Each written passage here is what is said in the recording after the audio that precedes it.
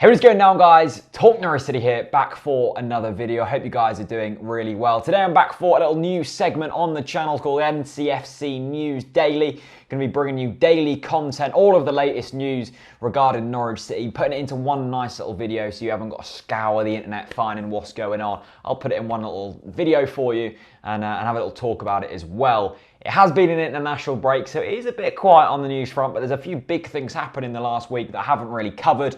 Let's get straight into it. So, a couple of weeks ago, Norwich City and Ed Balls announced that there's going to be a structural change at Norwich City, basically taking the current roles, switching them up a little bit, giving each person more defined and a few less roles that kind of fits the European structure a little bit more to hopefully take us forward. Basically, this is going to be a managing director, which is we know is going to be Steve Stone.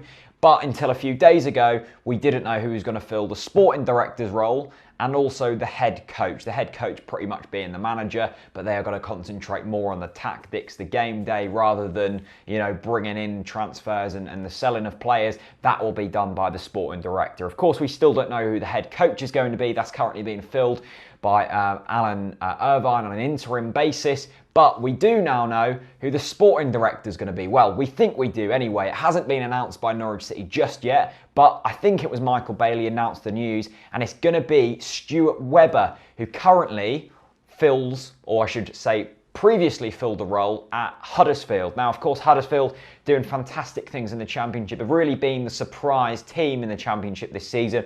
Very small budget, but, you know, they've kind of adapted to the whole European model of things with David Wagner doing a fantastic job as manager, and they've brought in a few really great players on loan from Premier League clubs and also a few really cheap players as well who've been doing really good things. Now, Ewan Roberts has spoke about Stuart Webber and has basically said that he's the perfect fit for Norwich City, which is really good. Now, Norwich probably trying to do similar things to Huddersfield, slightly bigger budget, which will hopefully make it a little bit easier. But in the raw essence of things, we're trying to basically do what Huddersfield have done, because that seems to be the modern thing to do. Ewan Roberts said he did a good job at Wolves, moved to Huddersfield Town, and was so important in bringing David Wagner to the club. And that appointment alone proves what a good judge of character he is. Then again, the recruitment at the club last summer, it's been up there with the best in the Championship. So he's basically saying that Webber was responsible for bringing probably the best manager in the Championship this season in, who no one really knew about before he was at Huddersfield. Also responsible for brilliant recruitment, bringing in young, hungry players who want to prove themselves. Very, very different to what we're trying to do currently. So that's absolutely fantastic to see. And then Ewan Roberts basically finishes with they've got a magnificent manager who's turned the club's fortunes around, and they've just got to keep believing. You know, Huddersfield are still within a shout of automatic promotion. It's not off the cards. They're definitely going to get the playoffs, and if we were in Huddersfield's position this year, we would be very happy. So Stuart Webber is going to be coming in. It's going to be a long process, I think, to get this structure right. But for me, the structural change and also bringing this Stuart Webber chap in is very positive. Now, it hasn't been announced by the club yet, but it does look very, very good to me. Also, international break, of course, it's very dull. I hate the international break with a passion. I don't have too much love for England until the major tournaments. I'm a bit of a glory hunter I say a glory hunter. You can't be a glory hunter with England. I'm a bit of a fair weather fan when it comes to international football. But as always, a lot of Norwich players involved with international duties. Russell Martin was involved with Scotland in their game against Slovenia, which they had to win pretty much. And they won 1-0. Chris Martin, former Norwich boy, Beckles boy, scored an 88th minute winner. As well as that, Stephen Naismith scored a couple of games ago, or a couple of days ago, against Canada in a friendly, so that was good.